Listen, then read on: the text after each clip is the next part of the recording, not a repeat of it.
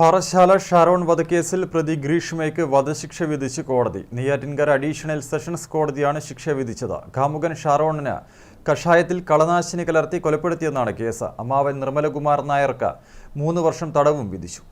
മനുഷ്യ മനസാക്ഷിയെ ഞെട്ടിച്ച പാറശാല ഷാരോൺ രാജ് വധക്കേസിൽ പ്രതി ഗ്രീഷ്മയ്ക്ക് ഒടുവിൽ തൂക്കുകയർ വിധിച്ച് നെയ്യാറ്റിൻകര അഡീഷണൽ സെഷൻസ് കോടതി. വധശിക്ഷയ്ക്കൊപ്പം 2 ലക്ഷം രൂപ പിഴയും ഗ്രീഷ്മയ്ക്ക് കോടതി വിധിച്ചിട്ടുണ്ട്. അമ്മാവനും 3ാം പ്രതിയുമായ നിർമ്മൽ കുമാറിന് 3 വർഷം തടവും 50,000 രൂപ പിഴയുമാണ് ശിക്ഷ. ഗ്രീഷ്മയും 3ാം പ്രതിയായ ഗ്രീഷ്മയുടെ അമ്മാവൻ നിർമ്മൽ കുമാറും കുറ്റക്കാരാണെന്ന് കോടതി കഴിഞ്ഞ ദിവസം കണ്ടെത്തിയിരുന്നു. 2ാം പ്രതി അമ്മ സിന്ധുവിനെ തെളിവുകളുടെ അഭാവത്തിൽ കോടതി വെറുതെ വിട്ടിരുന്നു. ശിക്ഷാവിധി കേൾക്കാൻ ഷാരോന്റെ മാതാപിതാക്കളും സഹോദരനും കോടതിയിലെത്തിയിരുന്നു. വിധി പ്രസ്താവം ആരംഭിക്കുന്നതിനു മുൻപ് തന്നെ പ്രതി ഗ്രീഷ്മയെയും ഷാരോന്റെ മാതാപിതാക്കളെയും ജഡ്ജി കോടതി മുറിയിലേക്ക് വിളിപ്പിച്ചു. 586 പേജുള്ള കോടതി വിധിയാണ് വായിച്ചത്. വിധി പ്രസ്താവത്തിനിടെ പോലീസിനെയും ജഡ്ജി അഭിനന്ദിച്ചു. സങ്കീർണമായ കേസ് അതിസമർത്ഥമായി അന്വേഷിച്ചു. പോലീസിന് അഭിമാനിക്കാം.